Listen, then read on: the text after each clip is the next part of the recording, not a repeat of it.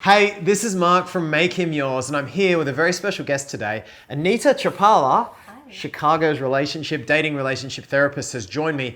We're going to be talking about 5 steps to prevent infidelity in your relationship. Now, if you don't know Anita, Anita is the author, should I say, of First Comes Us, The Busy Couple's Guide to Lasting Love. She's an amazing therapist. 14 years you've been working with people one-on-one. Literally this morning you were doing it. Anita, why is it so important initially, before we get into the steps, how common is this now? This shocked me when you said this. Yeah, so statistics vary, but commonly I've been reading that about 80% of relationships are affected by infidelity. 80% of relationships are affected by some kind of infidelity.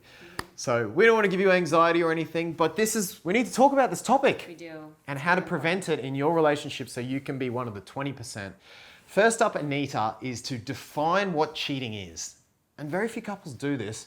What do you mean by this? Most people go, well, he's sleeping with someone, that's cheating, but there's way more to it than that. Right, so when I ask my couples when they come in, have you defined cheating prior to the incident or incidences, they've all said no. And so to me, a 0% statistic over 14 years is incredible. They've all said no. All of them, Yeah, wow. Or they might As say... in, like, what constitutes cheating in both our definitions? No one's had that conversation. Right, or they will say, well, kind of, I said if you cheat, then I'll leave you. I'm like, that doesn't count. That's not a definition. And the thing now is that over the last several years, emotional cheating has, gone on the rise.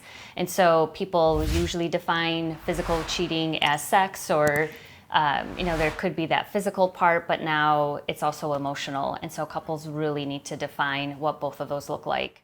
It's so much more blurry now, and you've really got to sit down with your partner these days, and if you want to be part of the 20%, really define, well, what is cheating to us? How do we define it? And it's going to be different for every couple and every person, and that's why it's so important you have this conversation. Number 2 is assume that you too can cheat. Women clients who come to me, or I'm sure clients who come to you, they always go, I would never in a million years do that. It's so out of my reality that how could this other person go and do it? And the reality is we are all capable of it. And it can help prevent it because you're not immune. Yeah. Because you have to take the actions, right? And I think sometimes people think there's a type of person that cheats or only bad, immoral people can cheat. And I mean, I frequently tell, like audience members, like in a podcast or a video like this, is some of my favorite clients have actually cheated. They're not bad people. And so, but by thinking that, I'm not immune, I'm not, I'm vulnerable to possibly cheating, can help you prevent it. Yeah, no one wakes up in the morning thinking, I'm going to cheat today. What a great idea. Right? No one does that. We're all vulnerable to this. And we're going to do another video with Anita on risk factors so you can start to see, well, these are the risk factors that grow along. Once that video is out, I'll put the link up here and in the description. Number 3, Anita, is this concept of walls and windows. So once you've defined cheating, how do you then, and knowing you can do it too, how do you use this concept to prevent it? Yeah, so one aspect, the windows part, is being able to have transparency with your partner. And so that means having open communication, being able to talk about your day-to-day. Like frequently with my couples, the affair partner knew more about what was going on in the person's life than the partner or the spouse. That's a problem. And so having that transparency, being able to share information back and forth is the window between the couple, and that should be very present. So this goes beyond defining cheating. You've actually got to have that open communication. What do you mean by walls? So walls, I like to use the metaphor of a brick wall where everything you do or don't do can either put brick walls around your relationship or put like As in bricks. solidify it. You're not talking about between you, you're talking around you. No, so around, yes. So like your relationship to avoid threats or to be a little bit more impenetrable to threats, like to consider yourself like having a wall around your relationship.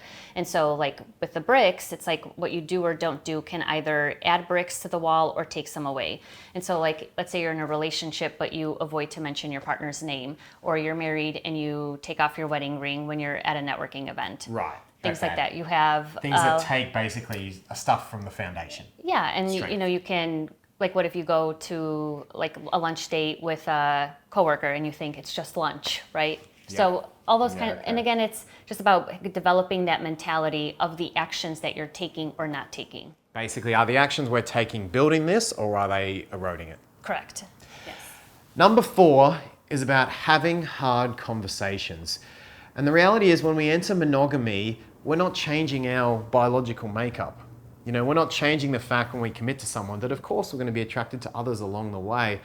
But it's very difficult to have these conversations. And because these conversations get pushed under the rug, we tend to avoid them, we push it down, we disempower it. And of course, anything we push down and try to repress finds a way to come up and explode.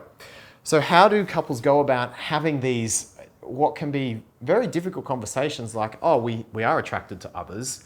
You've got a cool story where a client actually owned it. You know, one of my clients did talk to me and said that he was crushing on his wife's best friend. And so I talked through it with him. And, a few months later, I asked him about it and he's like, oh yeah, I'm not even thinking about it anymore. Because it was a little bit like popping the bubble, right? So once you own it, it actually takes its power away. Yeah, and I mean, part of the interest or the intrigue of infidelity is the secrecy, right? And so if you suppress attractions, if you kind of keep them a secret, they have like you said, they have a tendency of growing in power. And so being able to talk to someone, especially your partner, is critical. And again, it's not like to say it in a hurtful way, like, oh, I thought that person was so hot. Like the intention is not to be hurtful, but to have that openness and honesty so that you can talk about any potential threats. Right, any topic. And reward the honesty, right? Yes. You have to reward someone's honesty, because if someone's honest, you have this hard conversation, which is awesome, but then you punish each other for it. Yeah. It's like a dog. It brings you the newspaper and you hit the dog and won't bring you the newspaper. Right. It is so important for each partner, and I say this over and over again to my clients, is you are both responsible for creating the conditions in your relationship for honesty to be there. Because if you do punish your partner, they're going to learn, I can't be honest with you, and that's a problem. Yeah, I love this content because it's so different and it doesn't get talked about a lot. Like this 80% rate, who talks about that and who has these conversations? Right. Number 5 is relationship check-ins. What are they? Why are they important? So anything that you can do to have a pulse on your relationship. So that's, are we meeting each other's needs? Are you happy? Could I be a better partner? And in what ways? Because again, people love differently. You're not your partner. And we change, right? So you want to keep doing those relationship check-ins to make sure that your relationship is strong, and not vulnerable to some of these reasons why people cheat.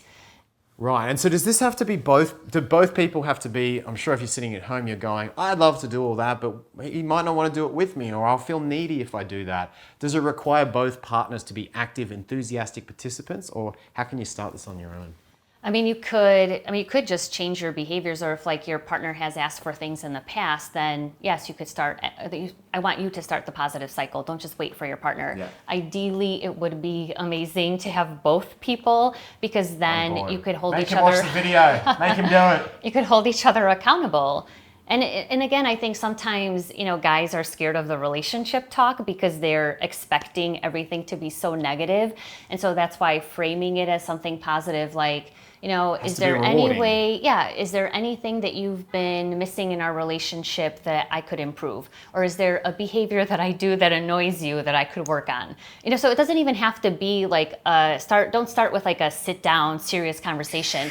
You could be, you could like, mute the TV during a commercial and be like, hey, I was thinking, or if there is some kind of like a relationship topic on the TV, just hook it to that and be like, what would you like? That person's asking for more sex. Like, what do you think about our sex life? Just to start the dialogue. And gets it going. And you can take any of these 5 steps, start to do them in little ways and make them a rewarding experience for the guy.